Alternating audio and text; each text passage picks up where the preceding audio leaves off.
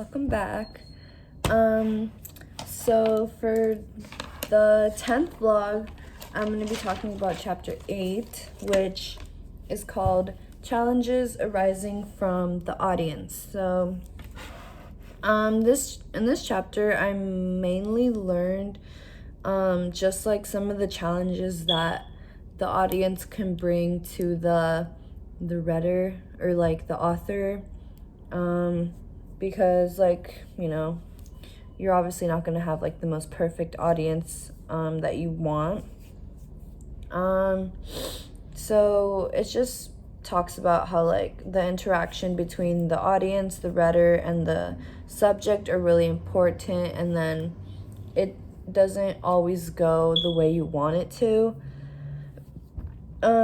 So for as far as like the audience, there's four types or like four categories of audiences that you can have, and like different audiences that you want to like reach out to. So the first type of audience is the empirical audience, which is these are the people that are exposed to your work, and that are exposed to the rhetoric. So these are like the actual people that see your work, whether it's like face-to-face interaction or like newspapers or online, or like any digital or technological or electronic, I guess would be the word. So these are like this is like kind of the main audience that actually digests your ideas and your rhetoric and stuff. And then the second type of audience is the target audience, which is this is like the most ideal audience that the author wants to draw in. So I mean, this is just like the people that share, like this is the audience that shares a common interest with the author. So it's like whatever the author wrote about, the audience already knows something about it and they're passionate about it. So that's like the target audience. And they're also like responsive. They could like respond back with a comment or something. So the third type of audience is called the agents of change. So this is the audience that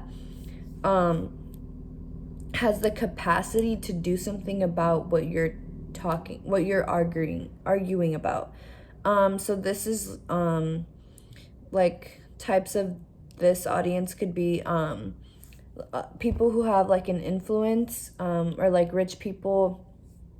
Like if you're talking about like a certain product that's expensive, obviously you're the audience that you want is like the people who can afford to buy that product. Or if you're talking about like a change in policy or like a change in the way we act, your agents of change are like the people who can actually go through with doing or making a change, or making like a new policy or ending like an old policy.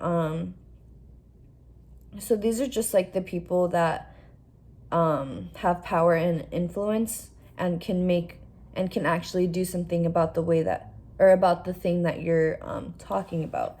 And then the fourth type of audience is the created audience. And this is the audience that you want to empower. So this is like the audience that actually feels something from what you're arguing or what you're trying to like sell or trying to promote. So these are just like the people that actually fall into that that type of they just like give into what you're promoting.